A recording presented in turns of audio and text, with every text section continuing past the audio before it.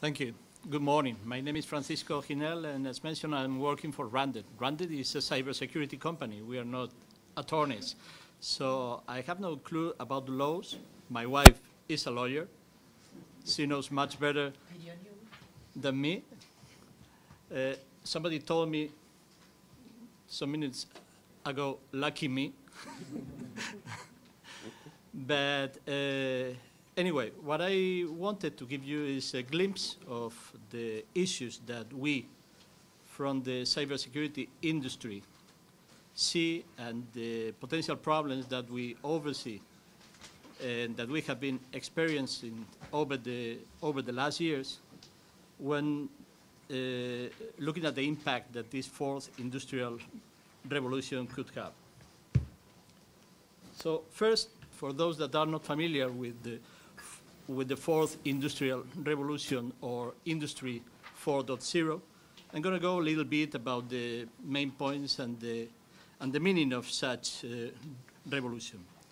Industry 4.0 is the designated code name for a combination of traditional manufacturing capabilities, practices, and industrial processes with technological capabilities that go from automation to artificial intelligence, and from factories becoming self-monitoring to delivery vehicles becoming self-driving.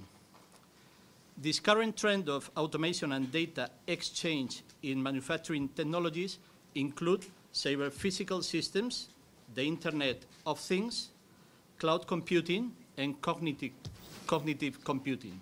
I know these are very technical terms, but I think that anyone that has been reading the newspapers during the last 5 years is becoming more and more familiar with all these terms.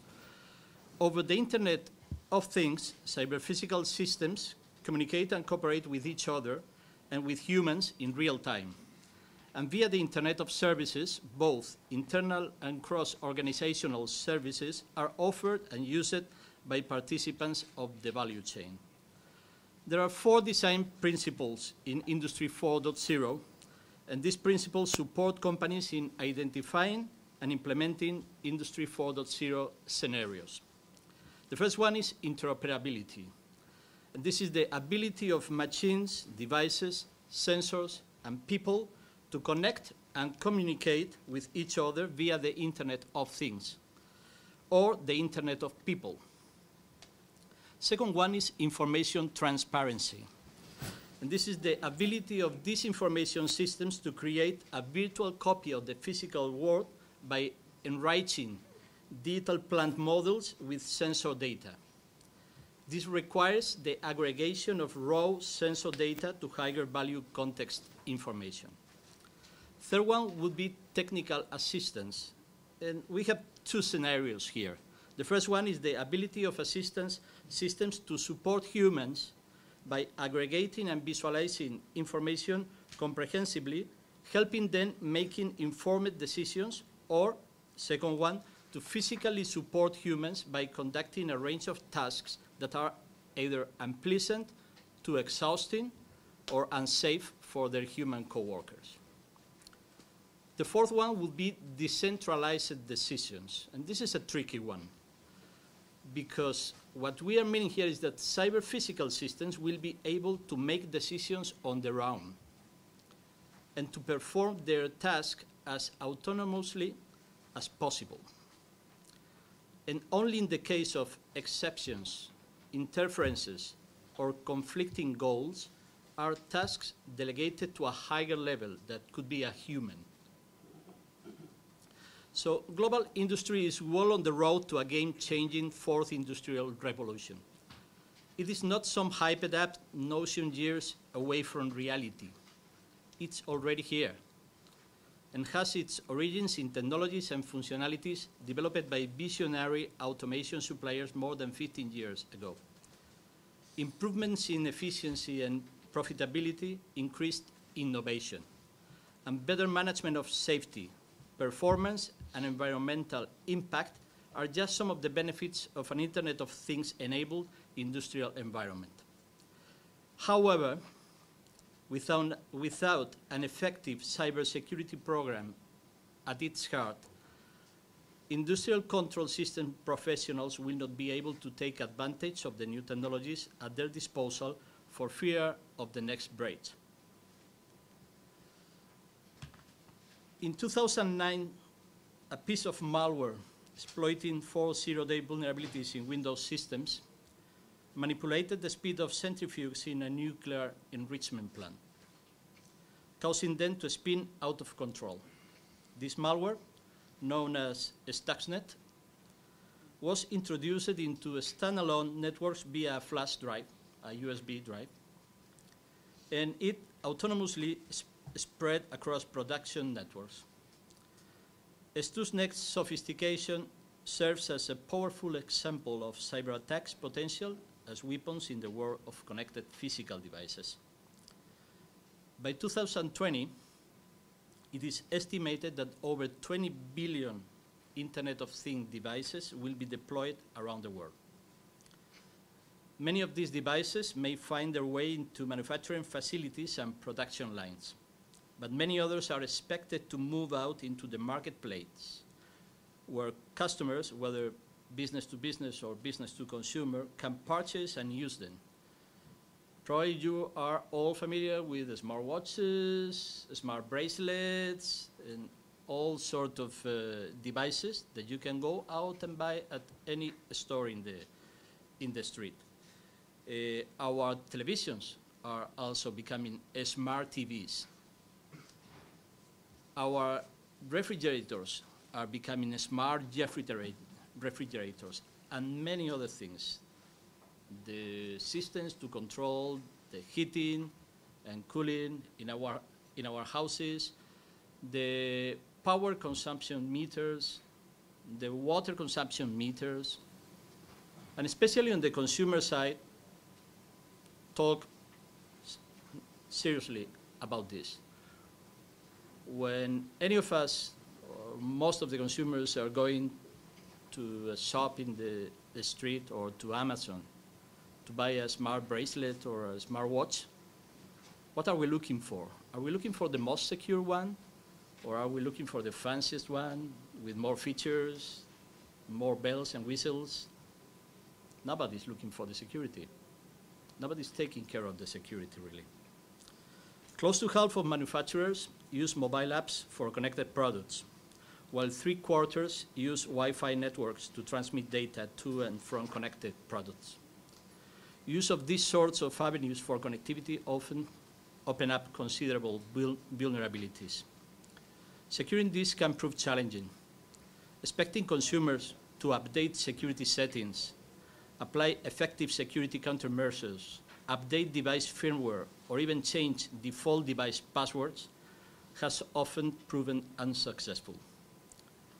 For example, an October 2016 IoT, Internet of Things, distributed denial of service attack via the Mirai malware showed how attackers could leverage these weaknesses to conduct a successful massive attack. In this attack, a virus infected consumer Internet of Things devices, such as connected cameras and TVs, and turned them into a botnet, bombarding servers with traffic until they collapsed the internet and impeding access to most popular websites for the better part of a day. I'm talking about stopping Facebook, Google, and actually collapsing the domain name servers that manage all the traffic in the internet. Researchers identified that the compromised devices used to conduct this distributed denial of service attack were secure with vendor default passwords and had not received required security patches or updates for years. Some vendor passwords were hard-coded into the device firmware, so this means that they cannot be changed. They cannot physically be changed. And the vendors offer users no mechanism to update those passwords or those security systems. So a technical evolution has taken place which has made cyber threats more potent than at any other time in our history. As businesses seek to embrace Industry 4.0, cybersecurity protection must be a top priority for industrial control systems. These attacks are financially crippling, reduce production and business innovation, and make cost lives. In years gone by, legacy industrial control systems were developed with proprietary technology and were isolated from the outside world. So physical perimeter security was deemed adequate, and cybersecurity was not so relevant. However, today the rise of digital manufacturing means many control systems use open or standardized technologies to both reduce costs and improve their performance, employing direct communications between control and business systems. Companies must now be proactive to secure their systems online as well as offline. This exposes vulnerabilities previously thought to affect only office and business computers.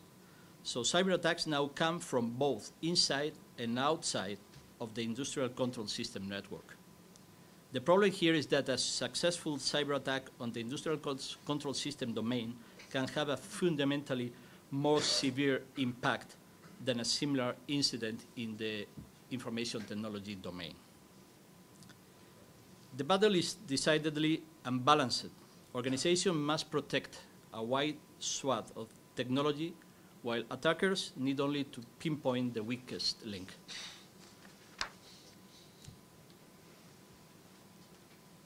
So, how aware is the industry about all these issues? Putting it simply, the challenge of implementing a secure, vigilant, and resilient cyber risk strategy is different in the age of Industry 4.0. Thinking about how to address cyber risk at the end of the strategic process is simply likely too late. Cybersecurity should become an integral part of the strategy, design, and operations, considered from the beginning of any new connected Industry 4.0 driven initiative. CEOs are beginning to learn the lessons from the third industrial revolution, and going forward, they recognize the risks of the new wave of technologies. They are entering this new era with some trepidation. 85% are concerned about having to consider the integration of basic automated business processes with artificial intelligence and cognitive processes. To be able to thrive in the fourth industrial revolution, companies need mainstream cyber capabilities. People in all parts of the organization who understand cyber issues. Each major decision needs to be looked at through the cybersecurity lens. The CEOs increasingly understand that while they may not be personally the expert, they will be held accountable if there is a major problem. How to prepare? By practicing the ability to respond to cyber events. Companies need an ability to be agile and deal with the unexpected, because really, we don't know what's going to happen. We may try to predict, we may analyze our risks, we can prepare a security plan, but this is changing every day. Often, organizations that can deal with the unexpected in a business sense and have more effective governance are better prepared for cyber events.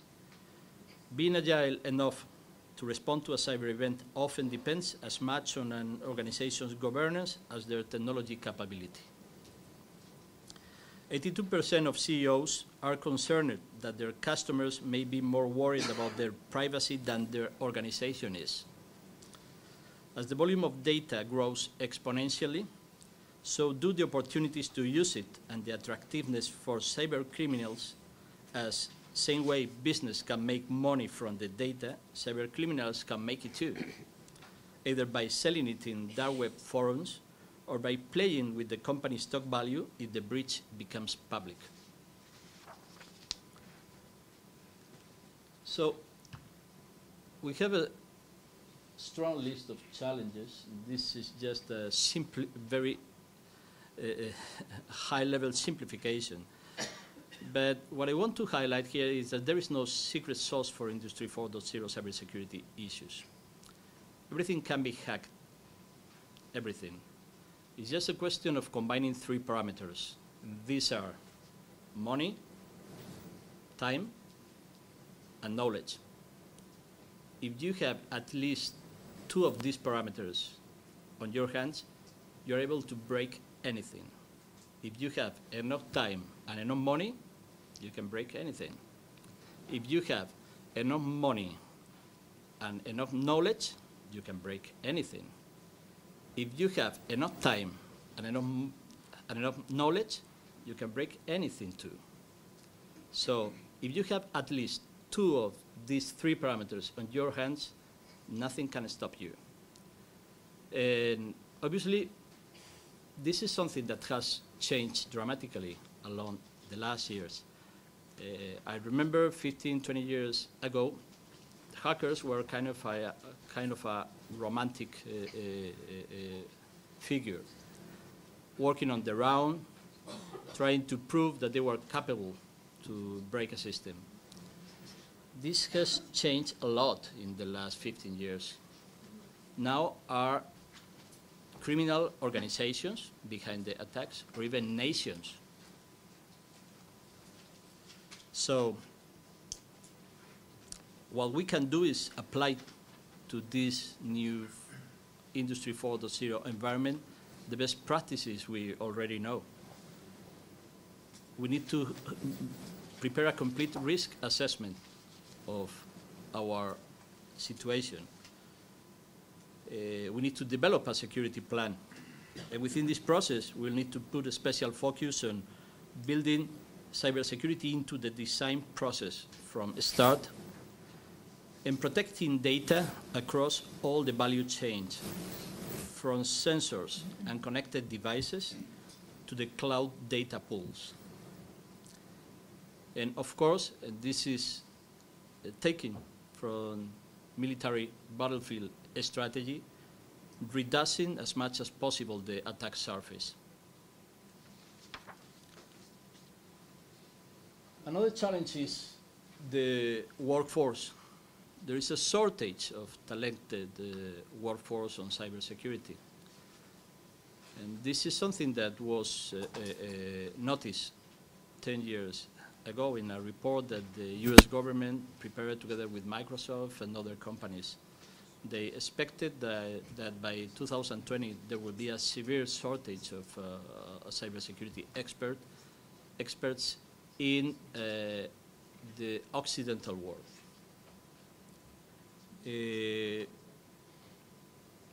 The education sector, universities and private organizations reacted by that time, and they started to move fast forward in order to cover this talent shortage.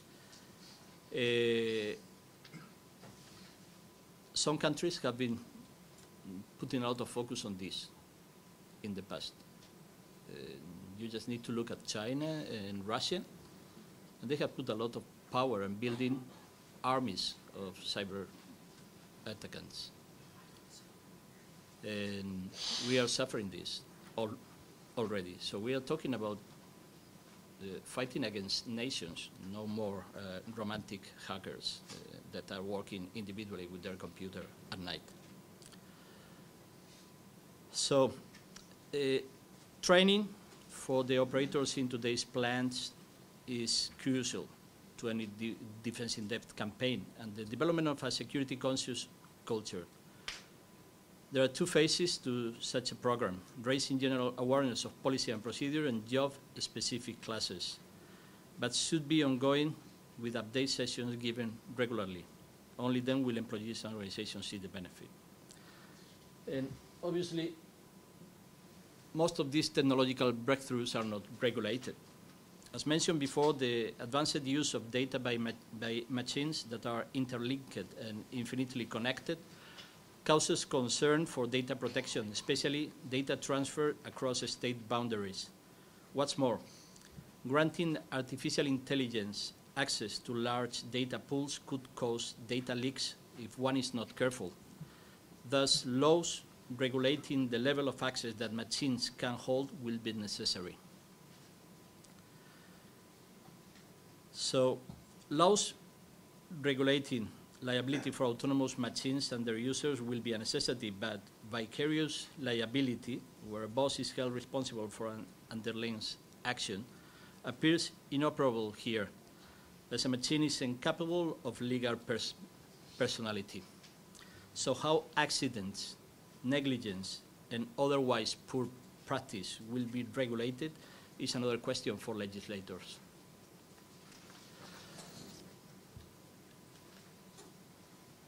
There is no simple fix or single product or patch that an organization can apply to address the cyber risks and threats presented by Industry 4.0.